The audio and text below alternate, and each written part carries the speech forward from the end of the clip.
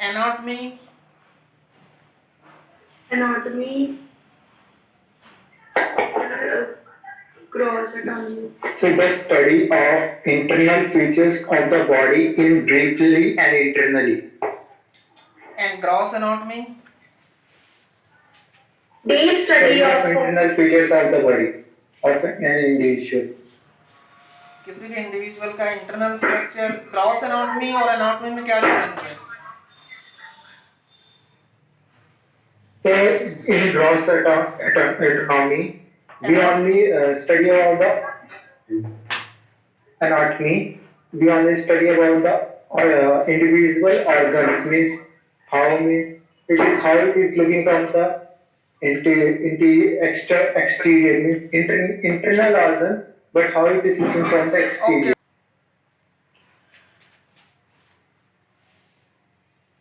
Now cytology तक हम पहुंच चुके हैं. Cytology is the study of internal structure of the sales.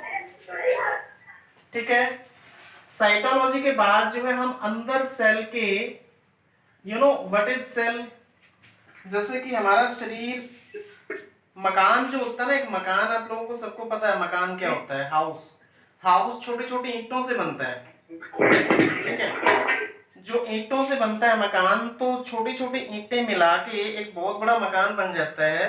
उसी तरह से हमारा जो बॉडी है, किसी भी एनिमल या प्लांट की या बैक्टीरिया को, अभी बैक्टीरिया सिंगल सेलुलर और अलग चीज होती है. पहले एनिमल्स की हम अपनी बात कर लेते हैं.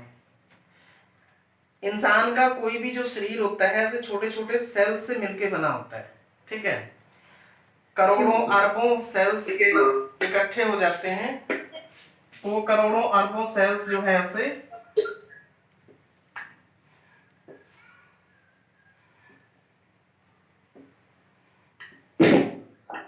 ऐसे छोटे छोटे सेल्स जो है मिलकर क्या बना देते हैं,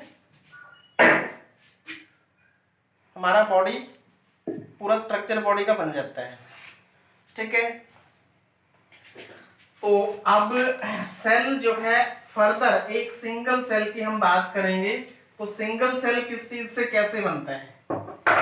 जो सिंगल सेल होता है, एक सेल जो है ये दो टाइप की चीजों से बनता है. वन इज माइक्रो मॉलिक्यूल्स,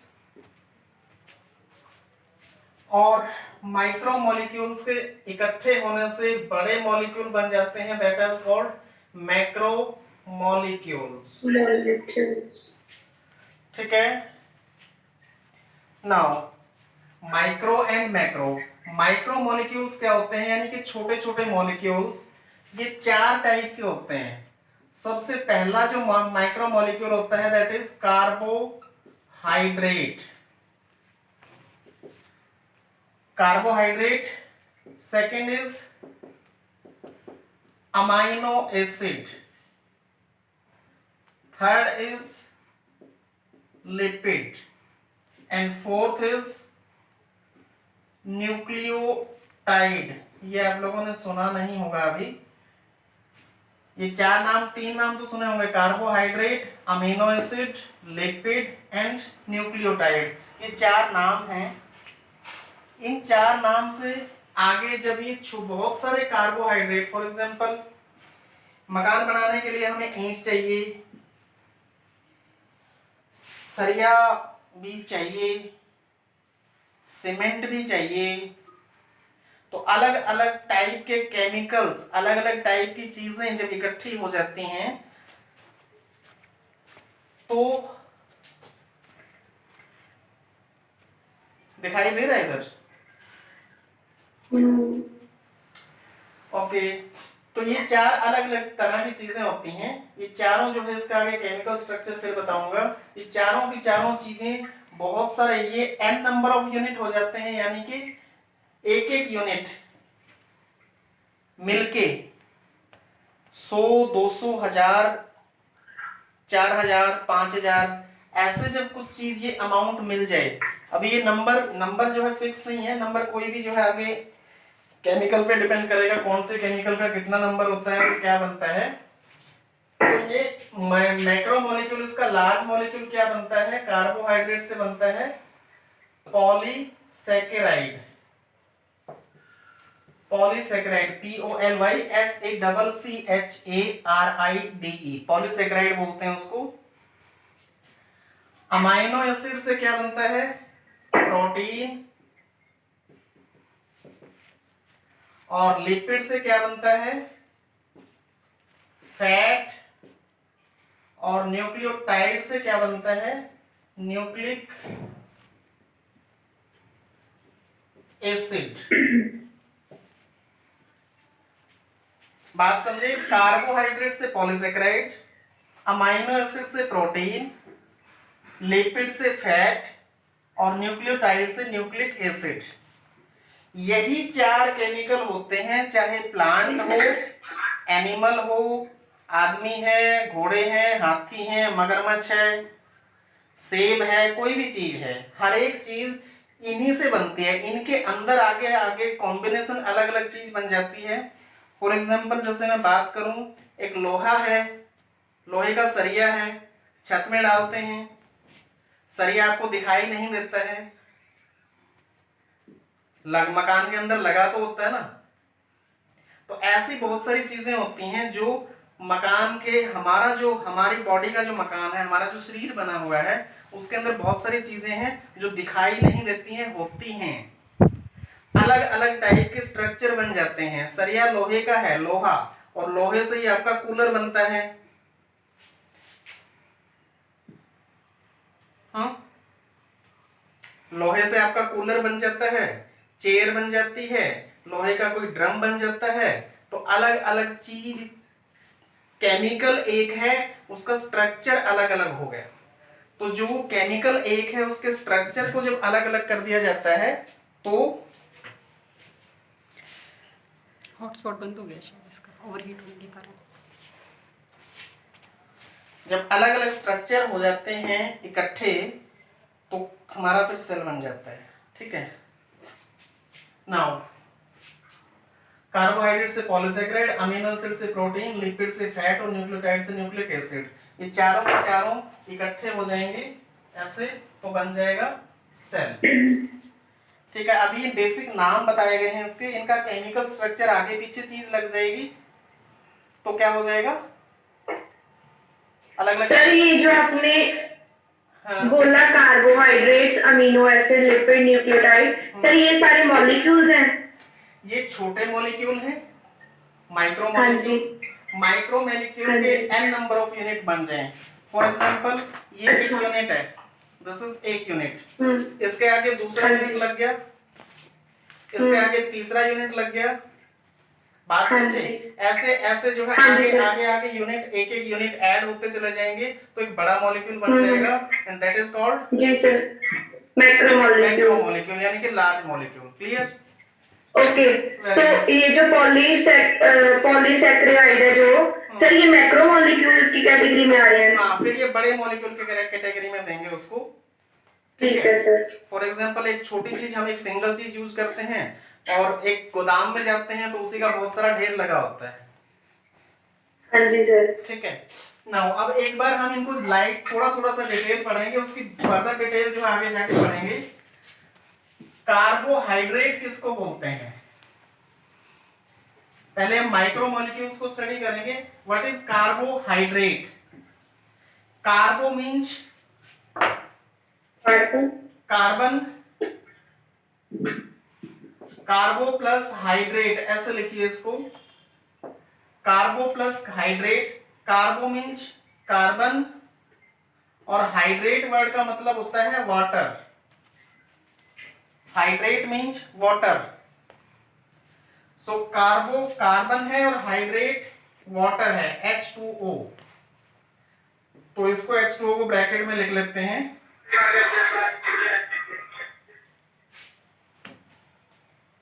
ठीक है।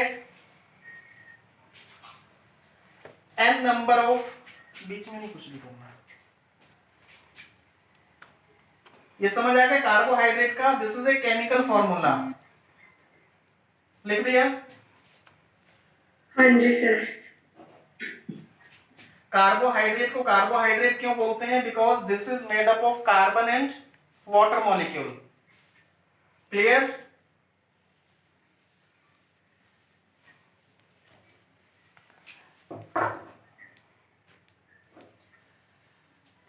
CN और ब्रैकेट में H2O यानी वाटर का N का मतलब होता है कोई भी नंबर लगा दें, और ये N नंबर की शुरुआत होती है मिनिमम 3 से। यहां पे अगर आप इसको 3 से मल्टीप्लाई करते हैं तो C3 हो जाएगा, और N की वैल्यू यहां पे भी 3 रख देंगे, यहां पे भी 3 रख देंगे, तो H की वैल्यू कितनी हो जाएगी, 3 दूनी 6 यानी कि H6 और O3। ठीक है, 3 कार्बन, और अगर यहां पे वैल्यू 4 रख देते हैं हम, 4 हो जाती है, तो क्या हो जाएगा C4 H8 O4। 5 रख देते हैं तो C5 E5 H10 and O5। दिया, आप अपना अनम्यूट करके बताइए मुझे नेक्स्ट, अगर C को N की वैल्यू 6 रख दें तो क्या बन जाएगा,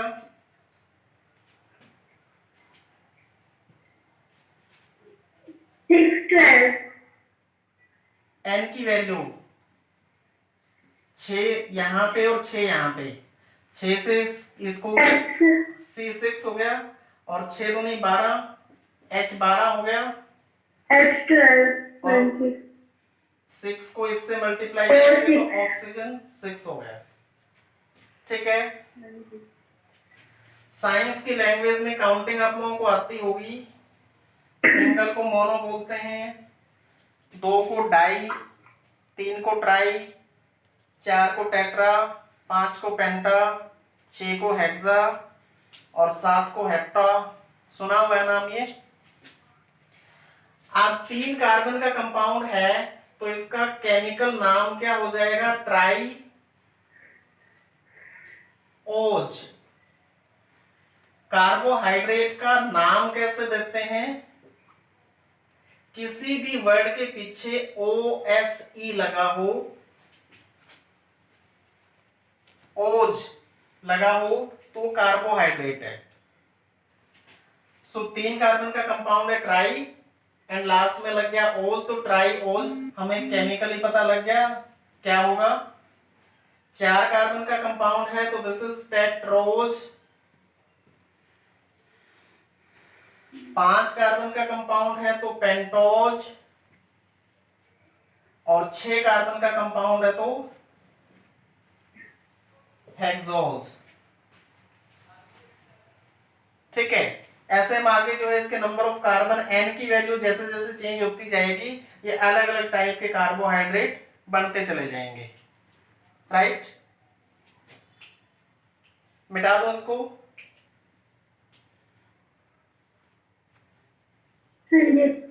हरमन है लाइन पे कि नहीं है? Yes sir. ओके, तो कार्बोहाइड्रेट का नाम कैसे देना है ये बात समझ आ गई। बेसिक फार्मूलाज क्या को जो है आगे कितने नंबर ऑफ कार्बन होंगे, कितने हाइड्रोजन, कितने ऑक्सीजन, उसके अकॉर्डिंग आप इसका केमिकल नेम बता सकते हैं। ठीक है, अब एक बार ये देखिए 6 कार्बन का जो कंपाउंड होता है, आप लोगों ने किसी ने रूटीन में देखा होगा, chemically it is C6 H12 O6। इसको क्या बोलते हैं, हेक्सोज बोलते हैं। This is also called glucose. Glucose is a common name, chemical जो नाम है इसका वो हेक्सोज होगा। ठीक है, नाउ जब ये ग्लूकोज के यूनिट 2 यूनिट, एक यूनिट ये है और एक यूनिट ये है, फर्दर इसके आगे ऐसे जुड़ते चले जाएं तो glucose glucose glucose glucose glucose glucose 100 200 1000 2000 अलग अलग नंबर ऑफ चेंज होता रहेगा। तो हमारे पास अलग अलग टाइप का मैक्रोमोलिक्यूल बन जाएगा। ग्लूकोज इज द माइक्रोमोलिक्यूल, ठीक है। अब ये मैक्रोमोलिक्यूल बनता कैसे है, जब ये दो आपस में जुड़ते हैं, तो एक काम करूं, इसका केमिकल फॉर्मूला निकाल लूं या क्या, नहीं ऐसे सुन लो अभी। इसके बीच में से वाटर मॉलिक्यूल निकल जाता है। हाँ सर अगर n number of like C6H12 and O6 अगर n नंबर ऑफ आगे आगे आपने बोला कि जुड़ते रहेंगे, तब भी इसका नाम ग्लूकोज ही रहेगा। मैक्रो मॉलिक्यूल बन जाएगा और लार्ज मॉलिक्यूल बन जाएगा, और लार्ज मॉलिक्यूल बनने से उसका नाम अलग हो जाएगा। अभी बताऊंगा मैं, रुक जाओ। पहले ये दिखा देता हूं कि दो ग्लूकोज मॉलिक्यूल जब कोई भी कंबाइन होंगे तो इनके बीच में से वाटर मॉलिक्यूल निकल जाएगा। जब ये वाटर मॉलिक्यूल निकल जाएगा, H2 दो हाइड्रोजन निकल गए, एक ऑक्सीजन निकल गया, तो बचेगा क्या, यहां से ऑक्सीजन निकाल दीजिए, यहां से एक H, एक तरफ से H और दूसरी तरफ से OH निकलता है।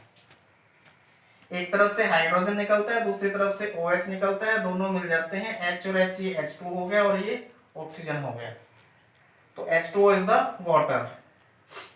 तो दो मॉलिक्यूल जब मिल जाते हैं, H12 और यहाँ पे O5 हो गया, और दूसरी तरफ क्या हो गया, C6 यहाँ से O और H निकला है, तो H बचे 11 और ऑक्सीजन बचे 5। बात समझे, ये दो जो है मॉलिक्यूल ग्लूकोज के कंबाइन हो गए। हाँ बोलो रमन, बोलो। सर इधर भी H11 होगा ना, है लेफ्ट साइड भी H11 होगा। Sorry, yes you are right. यहाँ पे H निकला है तो H11 होगा और ऑक्सीजन 6 होंगे। यहाँ से OH निकाला है हमने, ये इसका केमिकली अलग अलग तरीके से मॉडिफिकेशन होता है, कैसे कौन सा कहाँ से कैसे निकलता है ये फर्दर लेटर ऑन मैं आपको बताऊंगा। अभी जस्ट एक नॉर्मल चीज समझाने के लिए आपको बता रहा हूँ कि बीच में से वाटर मॉलिक्यूल निकल जाता है, ठीक है। यहां से O और H निकला है तो O5 हो गया और H11 हो गया, ठीक है। यहाँ पे ऑक्सीजन 6 रहे, H11, ये ठीक है। तो ऐसे नंबर, जितने number of molecules, for example 4500 molecule अगर कंबाइन हो जाते हैं ग्लूकोज के, तो अलग अलग स्ट्रक्चर होता है। 4500 मॉलिक्यूल कंबाइन हो जाते हैं, दिस इज कॉल्ड पॉलीसेकेराइड।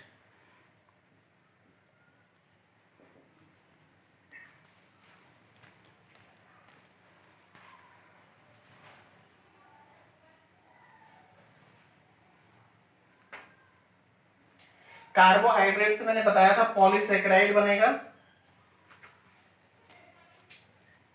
और इस पॉलीसेकेराइड का जो नाम होगा दैट इज सेलुलोज। नाम सुना है, सेलुलोज।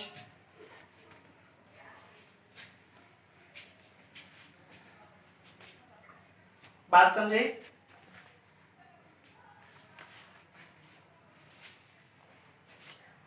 जितने नंबर ऑफ मॉलिक्यूल होंगे -1 कर देंगे तो उसमें से नंबर ऑफ वाटर मॉलिक्यूल कितने निकलेंगे वो आ जाएगा।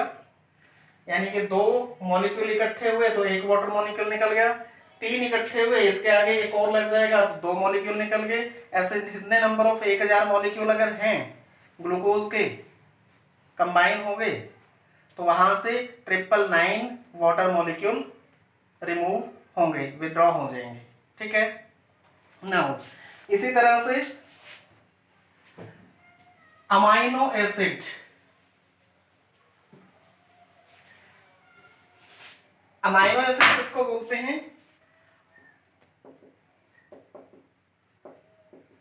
जिसके अंदर एक अमीनो ग्रुप होता है NH2 और एसिड ग्रुप होता है COOH। एक कार्बन जो होता है वो चार तरफ से बॉन्ड बनाता है, चार तरफ से जो है 4 वैलेंसी होती है इसकी। एक तरफ इसके लगा होता है NH2 ग्रुप, उसी के अपोजिट लगा होता है COOH ग्रुप। एक तरफ लगा होता है हाइड्रोजन और यहाँ पे इसको बोलते हैं R, या इसका नाम होता है एल्काइल चेन, एल्काइल चेन। ये फिक्स है, ये फिक्स है, ये फिक्स है, ये जो चेन होती है ये अलग अलग, इसमें नंबर ऑफ मॉलिक्यूल्स कार्बन